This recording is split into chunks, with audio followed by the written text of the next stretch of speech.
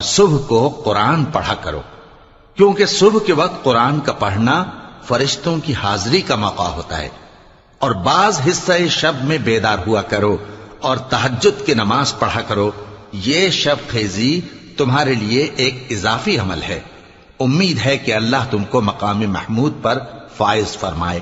اور کہو کہ اے پروردگار، مجھے مدینے میں اچھی طرح داخل کیجو اور مکے سے اچھی طرح نکالیو، اور اپنے ہاں سے زور و قوت کو میرا مددگار بنائیو، اور کہہ دو کہ حق آ گیا اور باطل نابود ہو گیا، بے شک باطل نابود ہونے والا ہے۔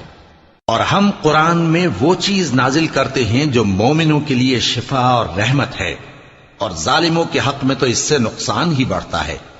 اور جب ہم انسان کو نعمت بخشتے ہیں تو روح گرداں ہو جاتا ہے اور پہلو پھیر لیتا ہے، اور جب اسے سختی پہنچتی ہے تو نا امید ہو جاتا ہے۔